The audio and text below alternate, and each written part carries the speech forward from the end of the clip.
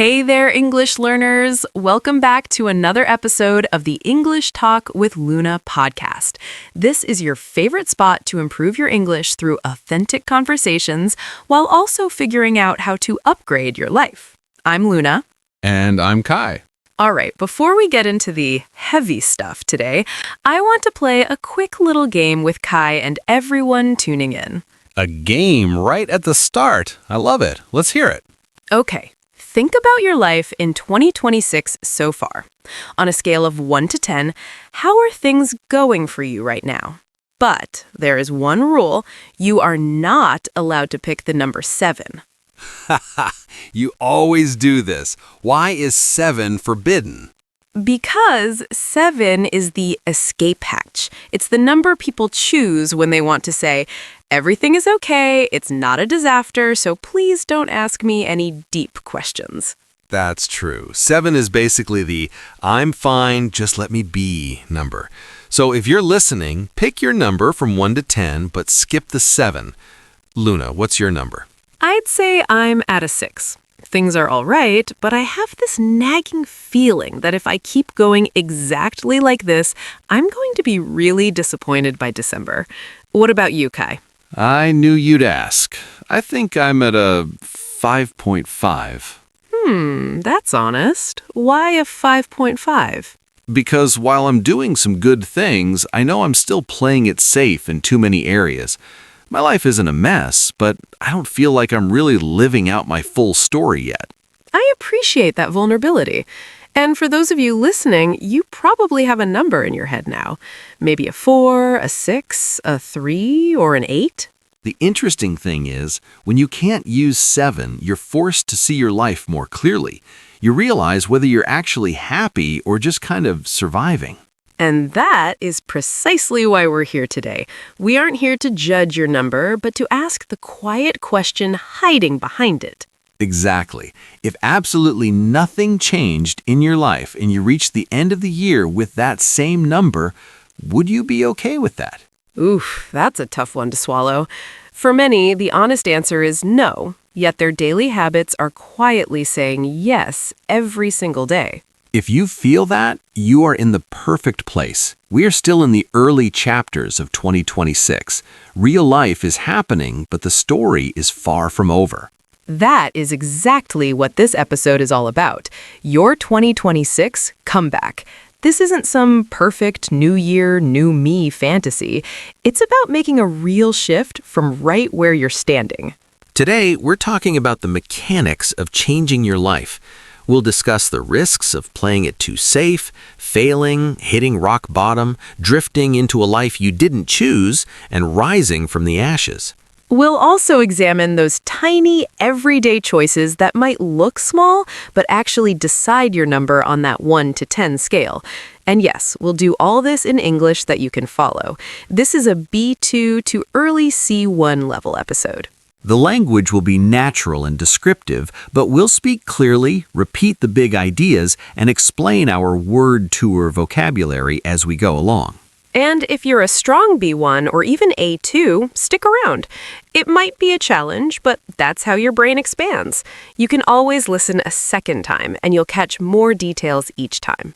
Maybe right now you're commuting, at your desk, doing the dishes, or just lying in bed thinking, I really don't want another copy-paste year. If that's you, this episode is your sign. Before we dive in, one small favor. If you enjoy learning and thinking with us, please like this episode, subscribe, and share it with a friend who also needs a 2026 comeback. Yeah, every like and comment helps other learners find English Talk with Luna. Plus, we truly enjoy reading what you have to say. So here is our question for you. In the comments, write 2 things. Your number from 1 to 10 for 2026 so far, and a short movie title for your last 2 months. For example, mine was a 5.5. Movie title, Still Scared, Still Trying. Or maybe you're an 8 and your title is The Quiet Comeback. Be honest, funny, or serious. We love it all. Later on, we will also have our word tour. Right. In the word tour, we take 10 powerful expressions from this episode and explain them slowly so you can master them. And remember, when these words appear for the first time in our talk, one of us will give a quick explanation so you stay on track. So, New Year energy, old habits, big dreams, old fears, and that spark in you that still believes change is possible. Let's start by discussing why playing it too safe can be more dangerous than failing. Let's get into it. Luna, let's be real. Most of us aren't failing because life is too hard. We're failing because life is a little too comfortable. You mean that middle ground where life isn't amazing, but it's not a total disaster either, so you just stay put. Exactly. Your life is fine, and slowly you become complacent. Complacent. That's a great word. It means you get a bit too comfortable and satisfied, so you stop pushing yourself to grow, right? Yes, that's it. You have enough to survive, so you stop fighting to really live. I think many listeners know this feeling. Your job is okay, your English is okay, your relationships are okay. Nothing is on fire, but nothing is burning with passion either. Yeah, there's no fire in a good way. It's like your life is on low battery mode. Everything works, just very slowly. And the funny part is, you usually don't choose that life. No one sits down and writes, "My goal is to live an average gray life." No, you just drift into it.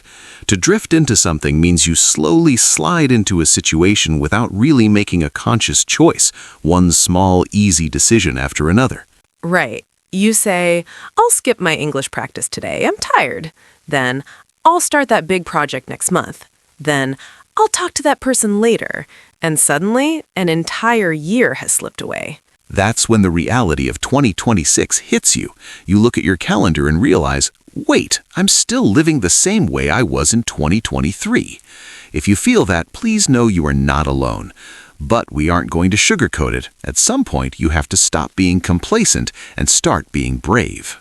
So, where do we start if we want to stop drifting?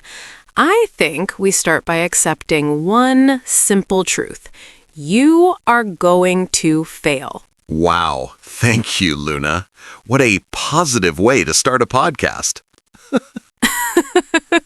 I know it sounds harsh, but it's actually good news. Because if you expect to fail sometimes, you stop being shocked when it happens. You stop thinking, I am broken, and you start thinking, okay, this is just part of the process. Right. The problem isn't the failure itself, it's the way we talk to ourselves after we fail.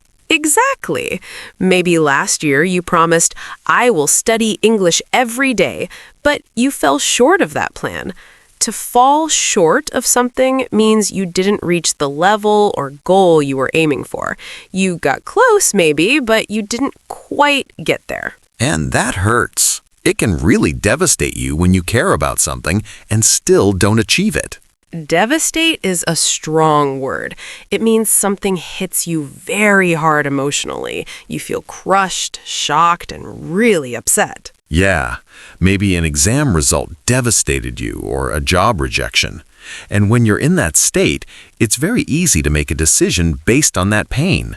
I'm not good enough. I'll never change. But that is the dangerous moment. Failing an exam only means you failed an exam, but deciding it means I'm stupid, that decision is what actually damages your future. If you know you will fall short sometimes, you can plan how to respond before it happens. Which brings us to the next point. If you want a comeback, dreams are not enough. I love big dreams and vision boards, but dreams without structure are like clouds. Pretty to look at, but they don't move your life anywhere. Exactly. You can dream of a new version of yourself every night and still wake up as the old version every morning. You need something more boring, but more powerful. Goals and consistency. So how do we make that practical? One way is to anticipate your weak moments instead of pretending you're always strong. Anticipate means you expect something before it happens and you prepare for it. Right. For example, if you know you're exhausted after work, anticipate that. Maybe do your English in the morning. Choose small, clear goals, not, I will master English, but I will listen to this podcast 3 times this week. It's the unglamorous part of a comeback. Quiet repetition, day after day. And because it feels so quiet, your brain starts to think nothing is changing. That's when fear and comparison creep in, and they can really obscure your progress. Obscure means to hide something or make it less clear, like when a cloud covers the sun. Maybe your English is better than last year, but because you only look at people above you, your own growth feels invisible. That's why you need to look back, not just forward. Notice that your bad today is actually better than your good from 3 years ago. But what about people who feel completely lost? They don't just feel a bit behind, they feel like they've hit rock bottom. Hit rock bottom means you've reached your lowest point. You feel like you cannot go any lower emotionally or in your situation. If that's you, we aren't going to tell you to just be positive. That advice can actually be harmful. Yeah. When you're at rock bottom, you don't need a fake smile. You need a real plan to claw your way back. I love that phrase because it's not soft. To claw your way back means you return slowly and with massive effort, like you're climbing out of a deep hole using your bare hands. That kind of comeback isn't pretty. It's messy. It's sending one email you're terrified of, going to one doctor's appointment, or studying for 10 minutes when your brain is begging for sleep. These things look small from the outside, but inside they are massive. And at rock bottom, you also discover who really cares, the ones who answer your 2 p.m. "I'm crying in the bathroom" message. So, if you're at that low point, please don't believe the lie that this is your permanent address. It is a station on the way, not your home. Every tiny action is you clawing your way back. There is one more thing that helps when you're trying to stand up again, something even more important than motivation: purpose. Yes, when you live only for your own comfort, you become very sensitive and fragile. But when you live for something bigger, your family, your students, or even the younger version of yourself who needed someone like you, your pain changes shape. When you help yourself, you give courage to the next person. If your comeback is only about my money or my success, you'll get tired very fast. But if you think, if I grow, I can help someone else, that gives you extra energy on the hard days. This connects to the idea graveyard inside our minds. Many people die with most of their ideas still sitting in a waiting room. We don't want that for you. No way! You have to break out of a pattern. This means escaping a repeated habit or cycle. Maybe your pattern is big idea, no action, then deep guilt, or wait for the perfect time. Oh no, the year is over. What would it look like if you broke out of that pattern? Send your CV, join one conversation group, write one page of that book. It's not a dramatic movie scene. It's just the moment you say, "I'm tired of this pattern," and you do one thing differently. And when you do that, you will still make mistakes. But what really matters is the direction you fall. Many people fall and then fall backward into their old story. See, I failed again. I knew I was useless. But there is another way. You can fall forward. When you fall forward, you still hit the ground and feel the pain, but you land a little closer to where you want to be. You learn. If you keep falling forward again and again, something beautiful happens. Slowly, you rise from the ashes. Rise from the ashes is an idiom based on the phoenix bird that is reborn from fire. It means you become strong again after everything looked destroyed. Maybe your old version burned in 2025. Your old plans, your old identity. That was painful. But from those ashes, a different you can stand up. Someone who isn't complacent, who doesn't just drift, and who knows how to claw their way back. Your 2026 comeback doesn't need to look perfect on Instagram. It just needs to feel honest inside. Tonight, sit for 5 minutes with a notebook and ask, where did I drift? Where did I hit rock bottom? And what is one way I can fall forward this week? You are not too late. Your story is not finished. Even if you feel like ashes right now, there is so much life inside you. All right, let's go into our word tour and look closely at the 10 powerful words and phrases we used today. Complacent. Being too satisfied with things as they are, so you stop trying to grow or improve.